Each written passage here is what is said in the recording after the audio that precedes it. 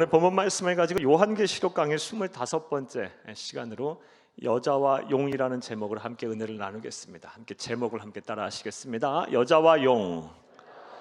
무슨 영화 제목 같죠? 여자와 용에 관한 이야기입니다. 여자와 용, 여자도 용도 다 상징적인 계시의 말씀입니다. 먼저 지난 시간에 대한 얘기 간단하게 좀 하겠습니다. 지난 시간에는 우리 7번째 나팔을 불자 7번째 나팔의 재앙에 대한 계시의 말씀을 하나님께서 주시지 아니하고 사도 요한에게 모든 재앙과 다 심판이 끝난 이후에 이 세상에 일어날 일에 대해서 말씀을 하셨습니다. 이 땅에 진정한 예배, 참된 예배가 회복되고 행해질 것이다 라는 그런 계시를 환상으로 보여주셨어요. 또 죽은 자들이, 여기서 죽은 자는 불신자들을 말합니다. 죽은 자들이 다 살아나서 마지막 최후의 심판인 백보자의 심판을 받고 영원한 지옥 형벌을 받는 둘째 사망에 이르게 될 것이다 라고 말씀을 환상으로 계시의 말씀으로 보여주셨고, 또 끝까지 이기고 견뎠던 성도와 교회를 향해서는 상을 주시겠다라고 말씀하셨고요. 계시로 말씀하셨고, 그리고 또 나아가서 땅을 망하게 했던 자들, 이 사탄과 그의 주종 세력들을 멸망하게 하겠다, 저주와 심판에 관한 말씀을 하셨습니다. 그리고 환난과 핍박을 당하나 끝까지 견뎠던 교회, 가히 죽음에까지 이르렀던 그 교회가 최후의 승리자가 될 것임을 약속하시면서 하나님께서 어떤 환상을 보여주셨습니까? 하늘 문을 여시고 하늘 성전 문을 여시고 어디까지 열어 보여주셨습니까? 지성소까지 열어서 언약궤까지 보여주셨어요. 그러면서 교회는 최후의 승리자가 될 거다라는 약속의 말씀을 주셨습니다. 반드시 이 약속의 말씀이 이루어질 것입니다. 우리 주님 재림하신 이후에 모든 이런 일들이 일어나게 될 거예요. 우리는 이러한 약속의 말씀을 꼭 붙들고 끝까지 믿음을 잘 지키는 지혜롭고 복된 성도님들이 다 되어야 할 줄로 믿습니다. 자, 그리고서 이제 12장으로 이렇게 넘어옵니다. 요한계시록 12장으로 넘어오면서 12장의 내용은요, 이 땅의 교회가 왜 주의 몸이라고 하는 교회가 왜 그렇게 핍박을 당하는지에 대한 말씀을 먼저 이렇게 하고, 그 다음에 7번째 재앙에 관한, 나팔 재앙에 관한 말씀을 이제 하십니다.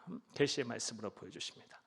왜 교회가 환난과 핍박을 당하는가, 그 이유에 대한 말씀을 하시는데, 답부터 말씀을 드리면 사탄 때문이랍니다. 사탄. 그래서 오늘은 이 사탄에 대한 이야기를 오늘 본문 말씀에 나온 계시의 말씀을 중심으로 여러분에게 드리겠습니다. 그런 시간 되기를 간절히 바랍니다.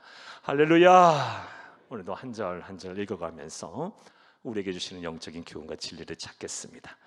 사랑하는 여러분, 먼저 1절을 함께 읽겠습니다. 12장 1절 말씀입니다.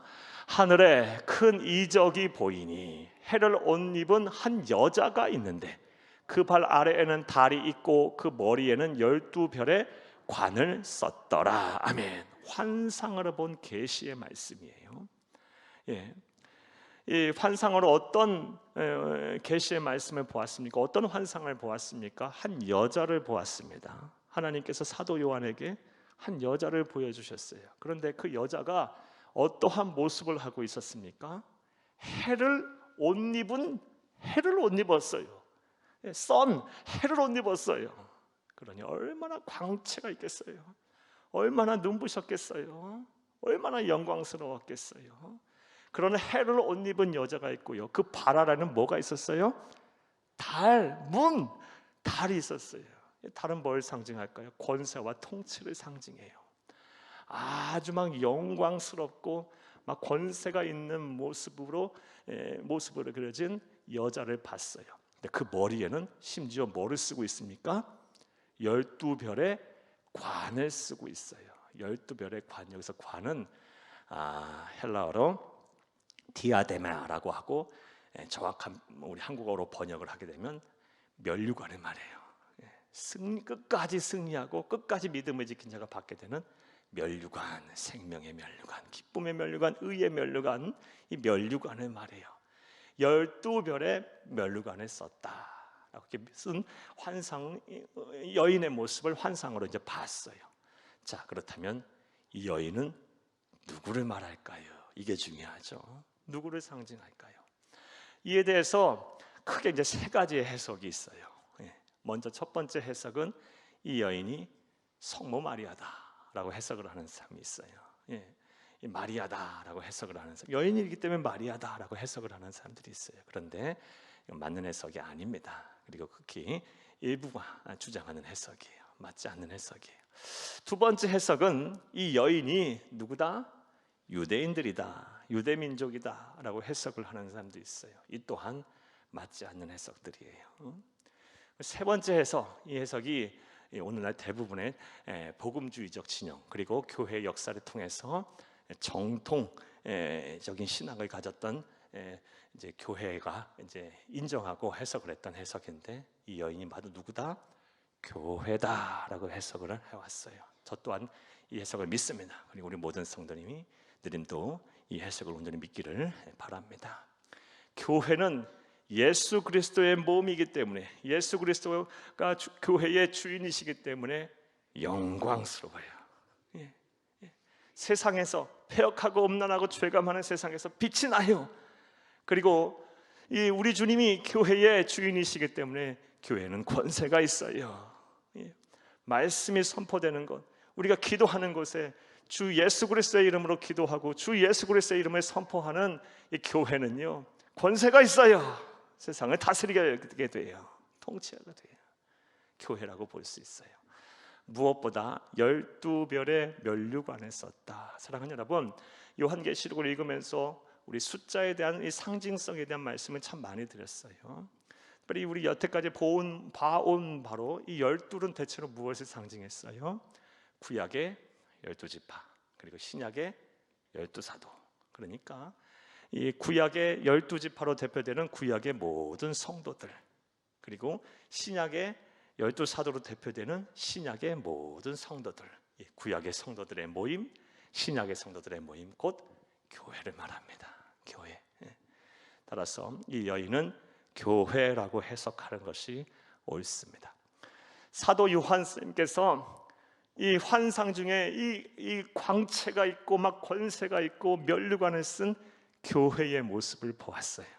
자, 그런데 그 교회가 지금 어떠한 일을 하고 있고 어떤 일을 당하고 있습니까? 2절 말씀을 함께 읽겠어요. 2절을 함께 읽겠습니다. 이 여자가 아이를 베어 해산하게 되매 아파서 애를 쓰며 부르짖더라. 아멘. 여자가 누구라고요? 교회가 아이를 베어 해산하게 됐대요.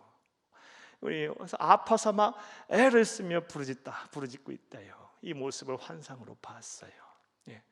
자, 그렇다면 교회가 배 아파하면서 해산의 고통을 겪으면서 낳고자 하는 그 아이는 또 누구를 말할까요?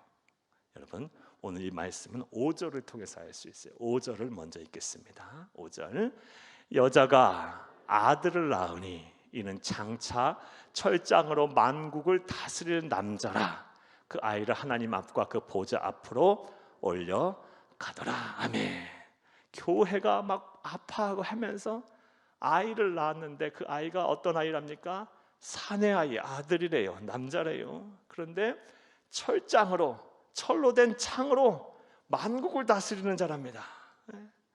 그리고 하나님 앞과 그 보좌 앞까지 올려갔답니다. 누굽니까?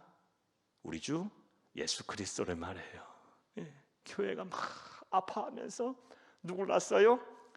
예수님을 낳았어요. 자, 그런데 여기까지 듣고 이렇게 생각하시는 분이 계실 거예요. 예수님은, 이 교회는 예수님이 부활하고 승천하신 이후에 성령님께서 이 세상에 오셔서 세운 것 아닙니까? 그런데 교회가 예수님을 낳았다니요. 시간적으로 안 맞잖아요. 이렇게 해석을 하실 분이 계세요. 실제로 인류 역사에 이 교회가 등장한 것은 예수님께서 부활하고 승천하신 이후 너희는 제자들을 향해서 예루살렘을 떠나지 말라라는 말씀하시고 내가 너에게 보내줄 것을 기다리라 그러셨어요. 그래서 제자들과 이 성도들이, 초대교회 성도들이 어디에 모였어요? 마가라 하는 요한의 다락방에 모여서 120명의 성도가 열심히 예배하고 하나님이신 예수님께서 보내주시겠다고 약속한 것을 기다렸어요. 요한 사도행전 2장 1절에서 4절 말씀에 보면 안식일날, 그러니까 주일날 안식 후 첫날 주일날 아침에 오전에 막 예배를 드리는데 성령께서 이 세상에 오셨어요. 불의 혀같이 갈라지는 모양으로 급하고 바람 같은 소리로 이 성령께서 각 사람에게 임했어요. 그래서 각종 방언을 말하고 막 하나님의 나라의 놀라운 일들을 막 전하는 그런 놀라운 역사가 일어나게 됐어요. 그때부터 인류 역사의 교회가 태동됐어요. 시작이 된 거예요. 그러니까 이 시간적으로 안 맞잖아요. 교회가 아들을 낳았는데 그 아들이 예수 그리스도라니요. 이렇게 생각하실지 모르겠어요.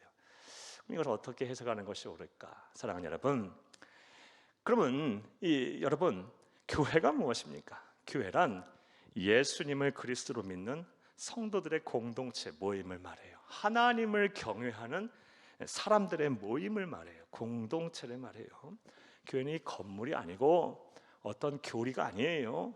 어떤 시스템도 아니고 예수를 그리스도로 믿는 우리가 성도들의 모임이 교회예요. 우리가 교회예요. 우리가 모여 있으면 우리가 교회인 거예요. 사랑하는 여러분, 그러하기에 구약의 하나님의 선택을 받고 하나님을 경외하는 이스라엘 민족 공동체도 이 신약의 교회의 원형임을 믿으시기를 간절히 주의 이름으로 축복합니다. 따라서 구약의 하나님을 경외하는 이스라엘 공동체의 다윗의 후손으로 누가 오셨어요? 예수가 오셨어요. 우리가 이 사실을 부정해버리게 되면 구약의, 오늘날 말고 구약의 하나님을 경외하는 이스라엘 민족의 신앙 공동체가 교회의 원형이다라는 사실을 부정해버리면 구약 성경이 우리에게 아무 의미가 없어져 버리는 거예요. 우리는 신약만 믿어야 하는 거예요. 그런데 우리는 신구약을 온전히 하나님의 말씀으로 믿잖아요.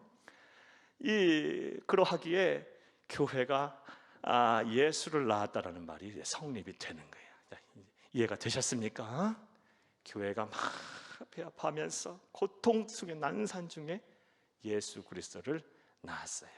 그리고 교회는, 예수님은 교회의 주인이 되십니다. 이를 온전히 믿는 저와 여러분이 되기를 간절히 주의 이름으로 축복합니다. 그 예수가 어땠어요? 이 세상 사는 동안 하나님의 나라 운동을 하시고 하나님 나라의 큰 비밀 복음을 전하셨다가 우리를 구원하시기 위해서 십자가에서 죽으셨고 사흘 만에 부활하시고 승천하심으로 예수님께서 만왕의 왕 만유의 구주가 되셨어요. 이를 온전히 믿는 또 저와 여러분 되기를 또한 간절히 바랍니다. 할렐루야, 할렐루야. 자, 2절 말씀 다시 한번 돌아가 볼게요. 여자가 아이를 베어 해산하게 되며 아파서 애를 쓰며 막 부르짖다가 무엇을 낳았어요? 예수님을 낳았어요. 그렇죠? 우리가 이 사실을 통해서 또 다음과 같은 진리 하나 또 배우게 돼요. 어떤 진리를 배우게 되냐? 교회가 무엇을 애타하며 애를 쓰며 부르짖어야 하는지. 교회는 예수를 그리스도 믿는 성도들의 모임이라 그랬어요. 그러면 성도가 교회의 구성원이니까, 교회를 이루는 지체들이니까 성도, 교회 무엇을 애타하며 간절히 부르짖어야 하는지에 대해서 우리가 또 알 수 있어요. 사랑하는 여러분, 무엇을 애타하며 부르짖어야 합니까? 구약의 교회, 즉 하나님을 경외하는 이스라엘 민족 공동체는요, 무엇을 애를 쓰며 기다렸어요? 이 땅에 메시아가 오기를 간절히 부르짖으며 간구하고 기다렸어요. 자, 그러면 신약 시대를 사는 우리들은 무엇을 간절히 기다려야겠어요? 애를 쓰며 부르짖으며 기도해야겠습니까? 예수님의 재림을 기다려야죠. 구약의 교회였던 하나님을 경외하는 이스라엘 민족 공동체는요, 간절히 애를 쓰면서 부르짖어서 예수님이 이 세상에 오셨어요. 그리고 온 인류를 구원하셨어요. 구원을 완벽하게 완성하셨어요. 그리고 그러면서 공동체가 된 이 교회, 신앙 공동체가 된 교회인 신약을 사는 우리들은 무엇을 해야 돼? 무엇을 애타하며 부르짖으며 기도해야 합니까? 예수님의 재림을 그래야 돼요.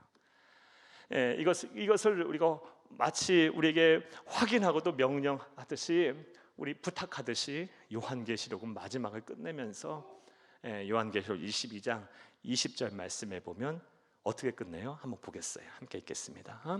이것들을 증언하시니가 이르시되 내가 진실로 속히 오리라 하시거늘 아멘 주 예수여 오시옵소서. 아멘 주 예수여 오시옵소서. 그리고 21절 하고 끝내요. 끝에서 두 번째 절이에요. 이렇게 하면서 끝을 내요. 그러니까 성도들이 뭘 해야 된다는 거예요? 교회가 무엇을 하며 애를 쓰며 부르짖어야 한다는 것입니까? 예수님의 재림을 간절히 부르짖으며 기도해야 한다는 거예요. 저와 여러분, 아멘 주 예수여 어서 오시옵소서, 마라나타 마라나타 하며 예수님의 재림을 간절히 소망하고 기다리며 또 기도해야 할 줄로 믿습니다. 자, 그럼 좀 이제 솔직해져 보자고요. 여러분, 지금 예수님 재림하시면 좋습니까? 정말 좋으십니까? 우리 젊은 분들은 조금 안 좋아하시는 것도 같아. 지금 오시면 어떡해? 결혼도 해야 하고 대학도 가야 하고 사업도 해야 하고 돈도 벌어야 하고, 즐길 것도 많은데 벌써 세상이 끝나면 어떡해? 부끄럽지만 제가 목사가 된 지 얼마 안 돼서까지, 이 목사 초년생 때까지는 이런 마음이 있었어요. 막 입으로는 재림을 소망하고 기다리고 바라야 합니다. 그러면서 속으로는 지금 오시면 안 되는데 저 목회도 더 해야 하고 저 아이들 자라는 것도 좀 봐야 하고 더 많은 일들을 해야 하는데 지금 하늘에서 막 호각 소리가 들리고 나팔 소리와 함께 우리 예수님 재림하시게 되면 어떡하나? 속으로는 그런 마음이 있었어요. 이런 딜레마 속에 한참 있다가 너무 괴로운 거예요. 이거 어떻게든 극복을 해야겠어요. 그냥 기도하고 말씀을 묵상하다가 저는 완전히 극복했어요. 그리고 지금 확실하게 재림을 바라고 소망합니다. 제가 어떻게 이 재림에 대한 저의 딜레마를 극복했고, 여러분도 똑같이 동일하리라고 봐요. 어떻게 극복을 했냐면 행복에 관한 관점에서 을 가지고 예수님의 재림에 대한 저의 딜레마를 극복했어요. 내가 왜, 제 생각입니다. 저 스스로 생각하기를, 묵상하면서 기도하면서 말씀 보면서 묵상하기를, 내가 왜 재림을 바라지 않을까? 분명 재림을 하나님께서는 바라고 기다리고 소망하라, 이거 성도의 삶이고 사명이다 라는 말씀하셨는데 왜 내가 재림을 솔직히 말해서 마음속으로 바라지 않을까? 가만히 생각해 보니 나에게 남은 행복이 더 있다라고 생각을 드는 거예요. 그래서 내가 재림을 바라지 않고 있는 거예요. 나 더 행복해져야 돼. 더 목회도 더 크게 해야 하고 또 아이들 다 자라는 것도 또 봐야 하고 또 이루고 싶고 행하고 해야 될 일도 많아. 더 행복해져야 될 일이 많아. 그러니까 지금 오시면 안 돼. 이렇게 생각을 하고 있더라는 거예요. 가만히 생각해 보니 성경에서 분명 말씀하셨어요. 이 세상에서 누릴 수 있는 그 어떤 행복보다 저 천국에서 누릴 행복은 비할 바 없이 크다고 말씀하셨어요. 그러면 행복이라는 관점에서 비교 우위를 볼 때 어디가 더 행복한 거예요? 천국에서 누리는 행복이 더 말할 수 없이 큰 거예요. 또 성경에는 정확히 여기까지는 성경에 나왔어요. 그러나 성경에는 정확히 나와 있지 않지만 여러모로 성경의 정황을 보게 되면 예수님이 재림하실 때 누릴 행복은 그 어떤 행복보다 더 클 거예요. 왜냐? 영과 육이 완전히 부활한 완전한 영성체가 될 거니까. 그리고 세세토록 왕노릇할 거니까. 이 세상에서 누릴 행복보다 천국에서 누릴 행복이 더 크고, 예수님이 재림하신 이후에 이 신천신지에서 우리 주님과 더불어 세세토록 왕노릇하면서 누릴 행복이 더 크기에 저는 이제 재림을 예수님 바라고 원하고 기다리고 소망하게 됐어요. 사랑하는 여러분, 여러분도 예수님의 재림을 간절히 바라고 부르짖고 기다리고 소망하는 저와 여러분이 되어야 할 줄로 믿습니다. 여러분이 아무리 이 세상에서 하고 싶고 또 이루고 싶고 또 누려야 될 행복이 크다 한들 우리의 개인의 종말이 있을 때 이후 우리가 천국에서 누릴 행복보다 안 커요. 비할 바 없을 거예요. 천국에서 누릴 행복이. 그리고 정황상 모든 성경을 종합해 보면 정황상 예수님이 재림하신 이후에 우리가 누릴 행복은 또 천국에서 누릴 행복보다 더 크리라 봅니다. 그러하기에 우리는 예수님의 재림을 기다려야 돼요. 바라야 돼요. 여러분 행복해지고 싶으세요? 정말 행복해지고 싶으세요? 재림을 기다리고 소망하세요. 그럼 하나님께서 우리는 우리 재림하실 때 우리 어린 양의 혼인잔치에 참여한 이후부터 그냥 말할 수 없는 행복의 시간들을 보내게 될 거예요. 언제까지? 영원토록. 이런 애가 저와 여러분 가운데 있기를 간절히 주의 이름으로 축복합니다. 축복합니다. 자, 이제 2절까지가 됐고요. 이제 3절부터 10절을 보겠는데요. 이제 3절부터 10절은 앞서 서두에 문제 제기하면서 말씀드린 대로 교회가 왜 고통을 당하느냐, 이유가 사탄 때문이다. 그래서 이 사탄에 대한 정체와 사탄이 어떻게 사탄이 됐는지에 대한 내용에 대한 말씀이에요. 먼저 우리 3절부터 이제 보겠는데요. 먼저 이 사탄이 어떻게 묘사가 됐는지, 이 사도 요한이 이 사탄의 모습을 어떤 환상으로 본 사탄의 모습이 어떻게 묘사했는지 한번 보겠습니다. 3절을 함께 읽겠습니다. 하늘에 또 다른 이적이 보이니 보라, 한 큰 붉은 용이 있어 머리가 7이요 뿔이 10이라. 그 여러 머리에 7 왕관이 있는데, 여러분 주치고 한번 1번이라고 써볼까요? 붉은 용, 붉은 용. 사탄을 말하는데요. 사도 요한이 하나님이 보여주신 이 환상으로 본 사탄의 모습은 붉은 용의 모습으로, 큰 붉은 용의 모습이 되므로 보였어요. 이건 사탄을 말하는데요. 그런데 어떻게 생겼어요? 여러분 머리를 한번 그려보세요. 머리가 몇 개요? 7개. 용의 머리가 7이에요. 그리고 그 뿔이 몇 개예요?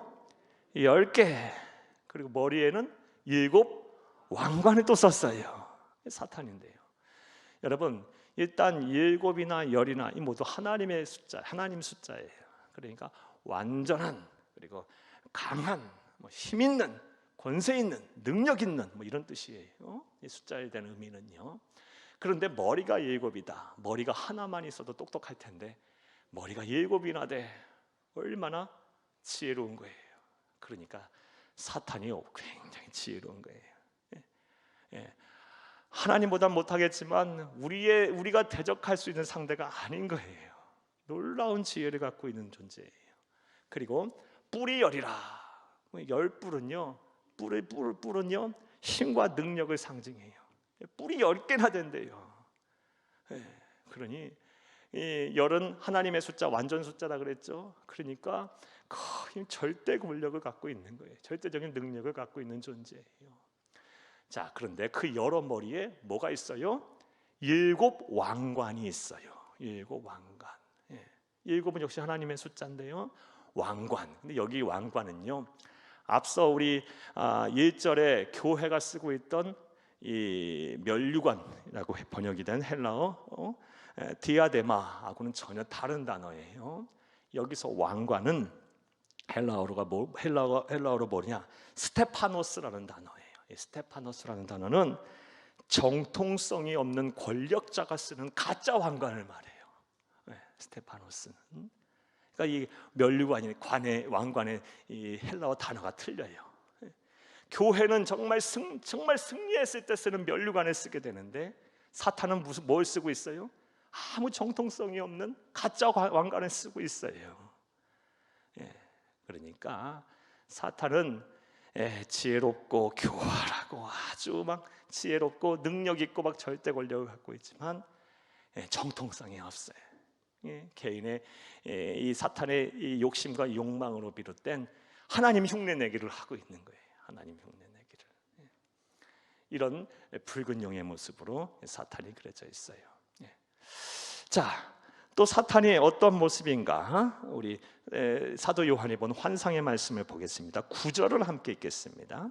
9절. 큰 용이 내쫓기니 옛뱀. 여기까지는 보겠어요. 두 번째 줄칙 2번 옛뱀으로 묘사가 되어 있어요. 옛뱀. 뱀은 뱀인데 왜 옛뱀이라 그랬을까? 여러분, 뱀하면 우리 성도들은 그냥 착 하고 생각이 나요. 뱀은 사탄이고, 사탄은 언제 천지창조 이후 에덴 동산에서 아담과 하와를 미혹하여 신라곤시킨 존재. 다 이거 모르는 사람 없죠. 그래서 옛뱀이라고 표현을 한 거예요. 자, 이 옛뱀이라고 표현했을 때 이 사탄의 존재는 어떤 특징이 있어요? 거짓말쟁이, 또 술수에 능하고 교활한 존재예요. 예, 예. 거짓의 아비라고 우리 예수님께서 말씀하시기도 하셨어요. 요한복음 8장 44절 함께 읽겠습니다. 너희는 너희 아비 마귀에게서 났으니 너희 아비의 욕심대로 너희도 행하고자 하느니라. 그는 처음부터 살인한 자여 진리가 그 속에 없으므로 진리에 서지 못하고 거짓을 말할 때마다 제 것으로 말하나니 이는 그가 거짓말쟁이요 거짓의 아비가 되었습니다. 아멘. 뱀이라고 표현했을 때는 교활하고 아주 거짓말과 술수에 능한 존재라고 우리가 이제 사탄을 이해하면 되겠어요. 그러므로 우리의 삶에 막 이렇게 거짓이 막 판을 치고 막 사람과 사람이 서로 막 속고 속이고 막 이런 일들이 막 일어나는 것을 보게 일어나면 되게 되면 그것은 사탄의 역사가 일어난다고 봐도 되는 거예요. 따라서 우리 성도들은 절대로 그렇게 살면 안 되는 거예요. 나의 알량한 이익을 위해서 손해 보지 않으려고 막 거짓말하고 막 그때만 모면하려고 막 그냥 거짓말을 밥 먹듯이 하고 이렇게 하면 안 되는 거예요. 성령께서는 진리의 영이세요. 진리가 뭐예요? 진실되고 이치에 맞는 영이에요. 예. 따라서 하나님은 거짓말하는 사람, 거짓과는 아주 거리가 먼 분이에요. 하나님은 거짓말하고 정직하지 못한 사람을 아주 미워하세요. 진리의 영이시니까 절대로 하나님 복 주시지 않아요. 여러분 절대로 거짓말하면 안 돼요. 전에 설교 준비하면서 이런 성도가 한 번 생각이 났어요. 성도 한 분이 저한테 오셔서 목사님 제가요 전도를 했어요. 평상시 한 번도 전도를 안 하시던 분이 전도를 했다고 해서 자랑을 하시는 거예요. 어떻게 전도를 하셨습니까? 그랬더니 막 없는 얘기 있는 얘기 막 만들어 갖고 막 그걸 전했더니 감동을 받아서 전도가 된 거야. 거짓말해서 전도한 거 잘한 걸까 못한 걸까? 안 돼요. 그러면 안 돼.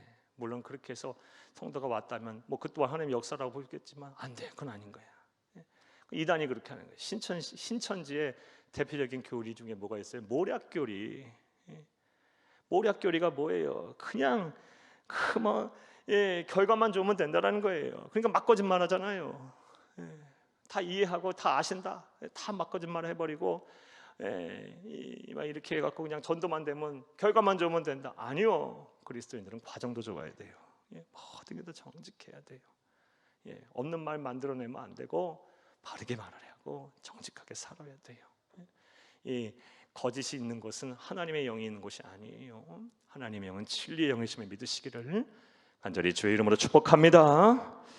자, 또 9절 말씀을 좀 더 읽어보겠습니다. 사탄이 어떻게 묘사가 되어 있는지 환상으로 보았는지 9절 한 번 더 읽겠습니다. 큰 영이 내쫓기니 옛뱀 곧 마귀라고도 하고 마귀 주치고 3번이라고 쓰시죠. 오늘 사탄에 대한 공부를 하니까요. 마귀. 여러분 마귀는 영어로 데빌이고요. 데빌. 그리고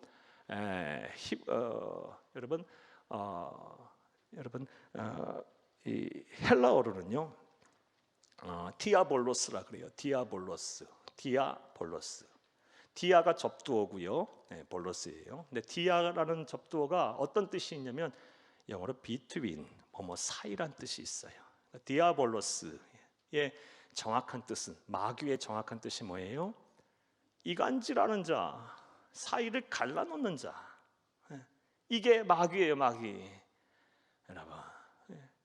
우리 10절 말씀을 함께 읽겠어요. 10절에 보면 마귀의 이간질하는 마귀의 얘기가 나와요. 함께 읽겠습니다. 내가 또 들으니 하늘에 큰 음성이 있어 이르되 이제 우리 하나님의 구원과 능력과 나라와 또 그의 그리스도의 권세가 나타났으니 우리 형제들을 참소하던 자, 그 우리 하나님 앞에서 밤낮 참소하던 자가 쫓겨났고 저희 가서 이 말하고 저희 가서 이 말하고 막 이 말 여기로 옮기고 막 덧붙여서 옮기고 그래서 막 사람 마음 아프게 하고 막 사람 갈라놓고 막 상처 주고 마귀의 역사예요. 마귀의 역사.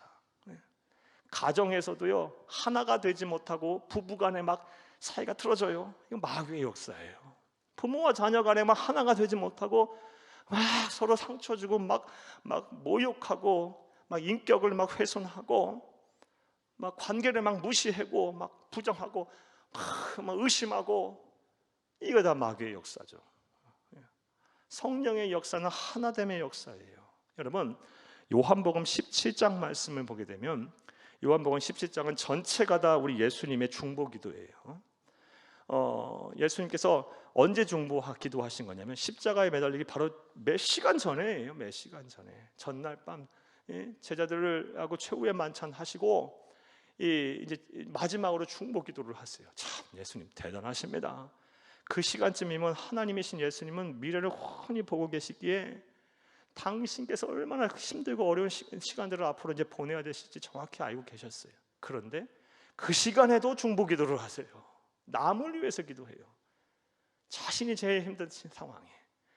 그런데 요한복음 17장 말씀에 보면 당신 자신을 위해서도 기도하지만 제자들을 위해서도 기도하고 예수님 재림하실 때 이 땅에 존재할 모든 성도들을 위해서까지 기도하고 가세요. 우리들 위해서까지 기도하세요. 그런데 그 기도 제목에 제자들을 위해서도, 또 우리 이 땅에 존재할 모든 성도들을 위해서도 기도하는 그 기도 제목 가운데 뭐가 있냐? 하나 되게 하소서, 하나 되게 하소서, 하나 되게 하소서. 계속 나와요. 여러분, 요한복음 17장 가서 보세요. 우리 주님의 소원이 뭐예요? 하나 되는 거예요. 그럼 마귀의 소원이 뭘까? 둘이 되고 셋이 되고 막 갈라지는 게, 그게 마귀의 소원이에요. 여러분, 가정이 여러분 하나가 됐어요. 성령의 능력으로, 예수님의 소원대로 우리 교회도 하나가 돼야 될 거예요. 예수님 중심으로. 구역도 하나 돼야 되고 기관도 하나가 돼야 됩니다. 우리 나라도 민족도 하나가 돼야 될 거예요. 우리 사회가 하나가 돼야 돼요. 막 서로 이간질하고 참소하고 막 마음에 상처를 주고 막 갈등이 일어나고 깨어지고 막 갈라서고, 이것은 마귀의 역사예요. 그게 마귀의 뜻이야. 마귀, 이간질하는 자, 갈라놓는 자, 참소하는 자. 성령의 역사대로 우리 모두가 다 하나가 되어야 할 줄로 믿습니다. 자, 또 우리 사탄이 어떻게 표현이 됐을까요? 9절 한 번 더 읽겠습니다. 9절, 큰 용이 내쫓기니 옛뱀 곧 마귀라고도 하고 사탄이라고도 하며. 여러분, 사탄 주치고 4번. 여러분, 사탄의 뜻은 뭘까요? 히브리어로는 사타나라는 뜻이고요, 대적자라는 뜻이에요. 대적자. 사탄은 대적자라는 뜻입니다. 누굴 대적해요? 하나님을 대적하죠. 하나님을 대적해. 그러니까 하나님을 대적하니까 하나님의 자녀인 우리 또한 당연히 대적하겠죠. 하나님을 대적하니까 주의 몸된 교회 또한 대적하겠죠. 대적자라는 뜻이에요. 자, 오늘 지금까지 요한계시록 12장에 나와 있는 사도 요한 선생님이 본 환상 중에 이 사탄에 대한 묘사에 대한 말씀을 우리가 함께 살펴보았습니다. 자, 그렇다면 사탄의 실체는 어떨까요? 오늘 본문 말씀을 통해서 한번 생각을 해볼게요. 사탄의 실체는요, 먼저 타락한 천사장과 그를 따르는 3분의 1의 천사들이 바로 사탄과 사탄의 졸개들이에요. 귀신들이에요. 여러분 3절과 4절을 함께 읽겠습니다. 하늘에 또 다른 이적을 보이니 보라, 한 큰 붉은 용이 있어 머리가 7이요 뿔이 10이라. 그 여러 머리에 7 왕관이 있는데, 사탄을 말한다 그랬죠. 4절, 그 꼬리가 하늘의 별 3분의 1을 끌어다가 땅에 던지더라. 용이 해산하려고 여자 앞에서 그가 해산하면 그 아이를 삼키고자 하더니. 아멘. 꼬리가 어디에 닿았어요? 하늘의 별 3분의 1을 끌어다가 땅에 던져버렸어요. 사랑하는 여러분, 사탄은 타락한 천사장, 우리가 흔히 루시퍼라고도 얘기하죠. 루시퍼는 라틴어로는 루치페르라는 뜻이고 빛나게 하는 자라는 뜻이에요. 빛나게 하는 자, 빛을 내는 자라는 뜻인데, 이사야서 14장 12절 말씀에 근거예요. 좀 이따 보겠어요. 이 천사장인 루시퍼가 이 하나님이 창조하신 천사들, 루시퍼도 천사장인 하나님 창조한 창조물이고요, 피조물이고요. 3분의 1을 끌어다가 땅에 던졌어요. 즉 그를 따르는 천사 3분의 1을 끌어다가 다 같이 타락했어. 뭐가 됐어요? 사탄이 되고 귀신들이 된 것입니다. 그게 사탄의 실제예요. 여러분, 이것은 에스겔서 말씀에서도 좀 잘 나와요. 28장 12절에서 17절 함께 읽겠어요. 좀 길지만 함께 좀 읽어보겠어요.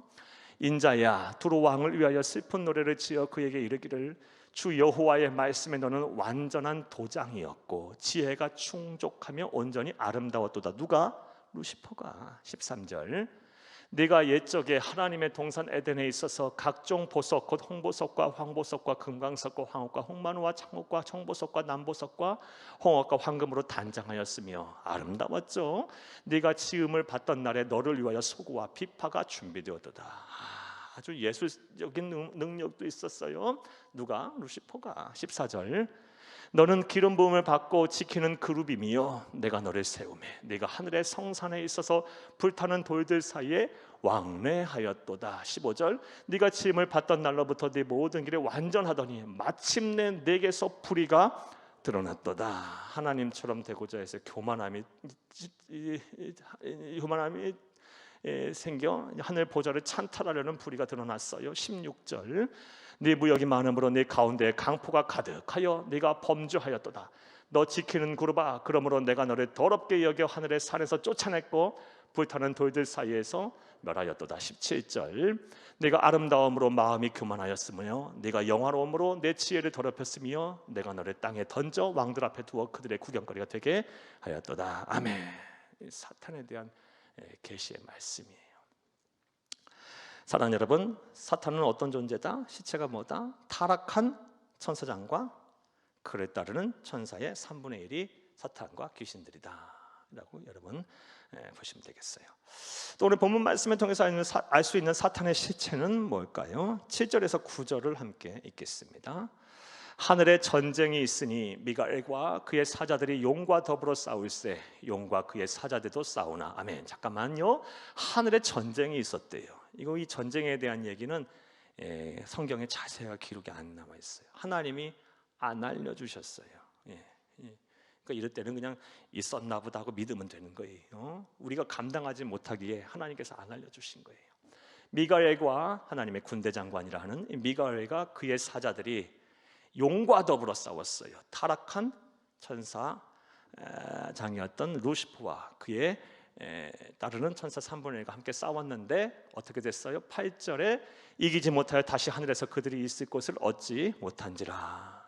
당연히 졌죠. 피조물이 창조주에게 대항할 수 없겠죠. 9절 말씀 큰 용이 내쫓기니 옛뱀 곧 마귀라고도 하고 사탄이라고도 하며 온 천하를 꿰는 자라. 그가 땅으로 내쫓기니 그의 사자들도 그와 함께 내쫓기니라. 아멘. 오늘 본문 말씀을 통해서 알 수 있는 사탄의 실체는 무엇입니까? 하늘 전쟁에서 패배한 이후 쫓겨났어요. 그래서 공중 권세 잡은 자들가 됐다 그러죠. 자, 그리고 이 사탄의 실체는요, 우리 이후 나중에 보게 되겠지만 요한계시록 20장 10절 말씀에 보면 그들의 운명은 정해져 있어요. 그들도 알아요. 어떻게 될까요? 20장 10절을 함께 읽겠습니다. 또 그들을 미혹하는 마귀가 불과 유황꽃에 던져지니 거기는 그 짐승과 거짓 선지자도 있어 세세도록 밤낮 괴로움을 받으리라. 아멘. 그들도 자신이 이렇게 될 거라는 걸 알아요. 분명히 알고 있어요. 끊임없이 그래서 하나님을 대적하면서 또 주의 몸된 교회를 대적하고 성도들을 미혹하면서 함께 멸망하기로 가려 하고 있는 거예요. 자, 이제 사탄이 하는 일도 한번 보겠습니다. 그 전에 우리 이사야서 14장 12절 말씀도 함께 읽어볼게요. 여러분 써드린 페이퍼에는 안 써드렸는데요. 이사야서 14장 12절 함께 읽겠습니다. 너 아침의 아들 계명성이여 어찌 그리 하늘에서 떨어졌으며 너 열국을 엎은 자여 어찌 그리 땅에 찍혔는고. 아멘. 이 아들 계명성이여, 계명성, 빛나게 하는 자여, 모닝스타라고 번역되고 영어 성경에는요 어느 버전 킹 제임스 버전 같은 경우는 루시퍼라고 정확하게 나와요. 아침의 아들 계명성이 어찌 그리 하늘에서 떨어졌으며 너 열국을 엎은 자여 어찌 그리 땅에 찍혔는고. 천사장이었던 루치페르가 어떻게 됐어요? 하나님의 반역하여서 영적인 교만함에 취해 반역을 하였다가 쫓겨나게 된 거예요. 땅에 찍혀버렸어요. 자, 이제 사탄이 하는 일도 한번 보겠습니다. 보면 4절을 함께 읽겠습니다. 사탄은 어떤 일을 할까요? 그 꼬리가 하늘의 별 3분의 1을 끌어다가 땅에 던지더라. 용이 해산하려고 하는 여자 앞에서 그가 해산하면 그 아이를 삼키고자 하더니. 아멘. 사랑하는 여러분, 여자는 누구라고요? 교회야. 그리고 그가 해산하면 아이는 누구라 그랬습니까? 예수 그리스도를 어떻게 하려고 했어요? 삼키려고 했어요. 그러니까 사탄이 하는 일은 뭐예요? 하나님을 대적하고 하나님이신 예수님을 대적하는 거예요. 대적해요. 실제로 성경을 보게 되면 마태복음 12장 16절 말씀에 보면 예수님께서 처음 태어나셨을 때 이 사탄이 예수님을 죽이려고 했죠. 헤롯 대왕의 마음에 들어가서 이 헤롯이 어떻게 합니까? 2살 이하의 사내 아이는 전부 죽이라 그러죠. 근데 그 하나님께서 미리 꿈에 현몽을 하셔서 요셉과 마리아가 우리 예수님과 함께 이집트로 이렇게 피신을 먼저 가게 됩니다. 동방 박사가 바로 돌아가지 않고 헤롯에게 가지 않고 바로 고국으로 돌아가게 되고요. 이렇게 해서 또 피하게 하셨어요. 또 성경을 보게 되면 한 구절 더 보게 되면 누가복음 4장 28절에서 30절 말씀에서도 사탄은 예수님을 죽이려고 했어요. 한번 보겠습니다. 회당에 있는 자들이 이것을 듣고 다 크게 화가 나서 일어나 동네 밖으로 쫓아내어 그 동네가 건설된 산 낭떠러지까지 끌고 가서 밀쳐 떨어뜨리고자 하되 예수께서 그들 가운데 지나서 가시니라. 아멘. 심지어 회당이 어떤 곳이에요? 하나님께 예배드리는 곳이에요. 말씀이 선포되는 곳이에요. 그곳에까지 이 사탄의 역사가 일어났어요. 그래서 하나님께 예배드리던 사람들의 마음까지 준동을 해서 예수님의 절벽에서 떨어뜨려 죽이려고 했어요. 그리고 결국은 예수님을 또 십자가에 못 박았죠. 자기가 승리한 줄 알았어요. 하지만 보기 좋게 예수님께서는 이 사흘 만에 부활을 하셨습니다. 그리고 만왕의 왕 만유의 구주가 되셨어요. 지금도 승천하셔서 하나님 보좌 우편에서 우리 위해서 기도하고 계시고 온 우주 만물을 지금 통치하고 계시다가 재림하셔서 심판의 주가 되실 거예요. 이를 온전히 믿는 저와 여러분 되기를 간절히 주의 이름으로 축복합니다. 사탄이 하는 일 첫 번째, 예수님을 대적해요. 자, 그러니까 이 예수님을 대적하는 게 자연스럽게 누구 또한 대적하겠어요? 하나님의 아들이고 하나님의 자녀들인 우리들, 그리고 주의 몸된 교회를 이루는 교회를 이루는 구성원들인 우리 또한 대적을 하겠죠. 교회와 성도들을 대적을 합니다. 6절을 함께 읽겠습니다. 그 여자가 광야로 도망하매 거기서 1260일 동안 그를 양육하기 위하여 하나님께서 예비하신 곳이 있더라. 아멘. 그 여자는 누구라고요? 교회가 어디로까지 도망해요? 광야로 도망가요. 환난과 핍박이 너무 심한 거예요. 사탄이요 가만히 안 놔둬요. 주의 몸된 교회를 계속 대적해요. 여러분, 기독교 2000 역사를 통해서 교회가 핍박을 안 받았던 적은 한 번도 없었어요. 앞으로도 그럴 거예요. 앞으로도 그럴 거예요. 우리는 그래도 하나님의 은혜 속에 우리 사회, 우리나라는 그래도 하나님께서 지키시고 보호하시고 은혜 지금 시간과 은혜의 땅에 지금 살고 있는 거예요. 얼마나 많은 사람들이 예수 때문에 예수 믿고 있는 이유로 지금 핍박과 환난과 순교의 피를 흘리고 지금 이 시간에도 흘리고 있는지 몰라요. 참 감사한 거죠, 우리는요. 어떻든 간에 이 사탄은요 주의 몸된 교회를 가만히 안 놔둬요. 예수를 대적하니까요. 하나님을 대적하니까요. 예수의 몸인 교회를 당연히 대적하겠죠. 하나님의 뜻을 이루려는, 하나님의 뜻을 대적하는 자가 하나님의 뜻을 이루는 이 선봉에 서 있는 교회를 가만히 놔두겠어요? 엄청 쥐고 흔들고요, 교회를 막 무너뜨리고 거예요. 앞으로 더 할 거고, 우리가 요한계시록 11장 말씀에서 봤듯이 이 교회가 힘있게 복음을 더 전하는 사명이 끝나는 순간 교회가 죽음에 이를 정도로요 그런 환난과 핍박을 당하게 될 거예요. 사탄이 가만히 안 놔둘 거예요. 자, 그런데 교회가 이렇게 사탄에 의해서 환난과 핍박을 당하는데, 그런데 이것이 또 우리 은혜가 된다고 말씀을 하네요. 이 은혜가 되는 말씀 오늘 6절에서 다시 한번 우리 6절에서 우리 확인할 수 있어요. 6절을 다시 한번 읽겠습니다. 그 여자가 광야로 도망하며 거기서 1260일 동안 그를 양육하기 위하여 하나님께서 예비하신 곳이 있더라. 아멘. 여러분 1260일이 몇 년입니까? 3년이에요. 근데 이것은 3년 동안 양육하기 위해 하나님께서 예비하신 것이 있더라 이렇게 해석을 하면 안 되고요. 역시 이 또 상징적인 숫자예요. 1260일이란 말은요, 숫자는 이미 우리가 요한계시록 11장 3절에서 한번 봤어요. 그리고 그때 저는 여러분에게 설명을 다 드렸어요. 한번 요한계시록 11장 3절을 다시 한번 읽게요. 내가 나의 두 증인에게 권세를 주리니 그들의 굵은 베옷을 입고 1260일을 예언하리라. 아멘. 앞서 요한계시록 11장은 교회의 역사에 대한 말씀이라고 여러분에게 드렸어요. 그 교회가 이 땅에 태동한 이후 예수님 재림한 때까지 교회가 어떠한 사명을 감당하고 어떠한 일을 겪게 되는지에 대한 역사에 대한 말씀이라고 그랬고, 시기를 셋으로 구분해서 여러분에게 강의를 했어요. 첫 번째 시기는 환난을 당해요. 핍박을 당해요. 고난을 당해요. 하지만 하나님께서 주신 권세, 예수님께서 주신 말씀의 권세, 그리고 기도의 권세를 가지고 담대하게 복음을 전하는 시기. 그리고 두 번째 시기는 이 모든 사명이 끝나면요, 이 적그리스도에 의해서, 사탄의 배후에 있는 적그리스도에 의해서 철저하게 핍박을 당하다가 죽음에 이르는 시기. 그리고 마지막은요, 죽었는 줄 알았는데 부활을 하여 승천하고 휴거하는 시기. 그래서 최후의 승리자가 되는 시기가 있다고, 재림 전에 반드시 이때가 이런 일이 일어날 거라고 말씀을 여러분 드렸고요. 이 첫 번째 시기인 환난과 핍박을 당하나 말씀의 권세, 기도의 권세를 가지고 담대하게 복음을 전하는 시기가 며칠이다? 1260일이다라고 성경에 나와 있다 말씀을 드렸어요. 그리고 우리는 지금 그 시기를 살고 있는 거예요. 3년이라고 해석을 하면 안 되고, 이 3년은 지금 우리가 예수님 재림하실 때까지 우리가 복음을 전하는 시기. 우리 예수님도 3년 공생애를 하셨죠.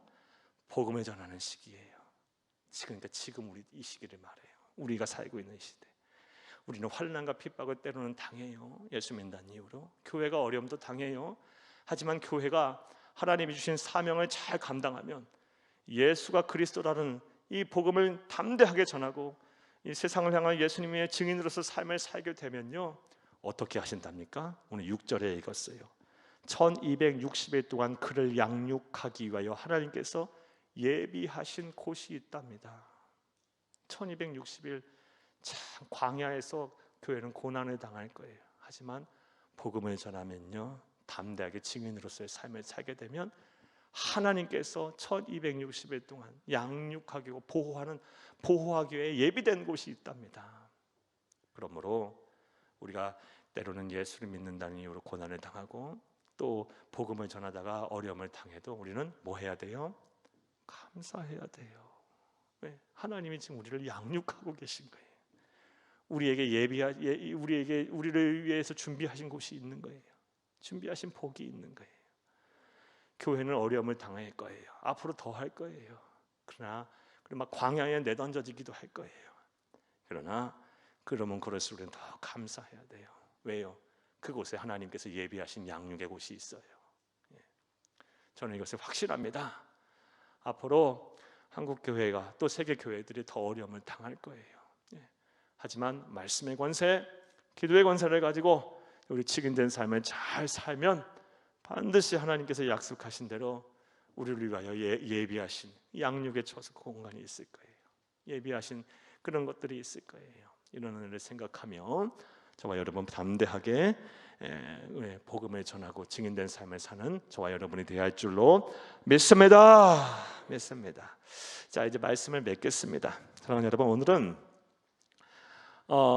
오늘은 교회가 왜 마지막 때에 환난을 당하고 핍박을 당하는지에 대한 말씀을 드렸어요. 그리고 그 이유는 사탄 때문이다라고 하나님 말씀하셨고, 이 사탄에 대해서 이 사도 요한에게 환상으로 계시하셨어요. 사탄은 붉은 용으로, 또 옛뱀으로, 마귀로, 사탄으로 이런 모습을 보여주셨고, 또 사탄의 실체에 대해서도 이 계시의 말씀으로 오늘 보여주셨어요. 타락한 천사장이었고, 그에 따르는 3분의 1을 끌고 가서 귀신이 됐고요. 그리고 하늘 전쟁에서 처참하게 패배를 해서 쫓겨났고요. 절대로 창조주 하나님과 동등한 선에 있지 않아요. 여러분 영화나 또 때로는 만화 같은 거 보게 되면 마치 이 창조 하나님과 절대 선한 신과 악한 신이 뭐 서로 막 동등한 위치에서 막 경쟁하는 것처럼 이렇게 비춰지는데, 사랑하는 여러분, 신은 하나님 한 분밖에 없어요. 창조주 하나님 한 분밖에 없는 거예요. 그런 것에 현혹되면 안 돼요. 한 분밖에 없어요. 그리고 다 피조물들이에요. 사탄과 귀신들도요, 하나님이 창조하신 창조물이에요. 피조물은 창조주를 이길 수가 없어요. 안 되는 거예요. 전혀 동등한 존재가 아니에요. 하나님의 권위를 찬탈하려고 했으나 처참하게 내쫓겼어. 그들의 운명을 그들은 알아요. 모든 말세가 되고 예수님이 재림하시게 되면, 마지막 때 재림하시게 되면 그들은 어디로 가요? 불과 유황못에 던져지게 될 거예요. 그들은 그것을 잘 알고 있어요. 그러하기에 끊임없이 하나님을 대적하고 예수 그리스도를 대적하고 하나님의 백성, 주의 몸된 교회를 대적하게 되어 있습니다. 이게 사탄이 하는 일이에요. 말세가 되면 돼서 더 악랄하게 할 거예요. 이러할 때 우리는 우리 주님께서 예비하신 그런 보호와 또 양육이 있음을 알고 주를 위하여 고난당하는 것을 기뻐하고 감사하는 우리 교회가 복된 성도와 우리 교회가 되어야 할 줄로 믿습니다. 자, 이제 들으신 말씀 생각하시면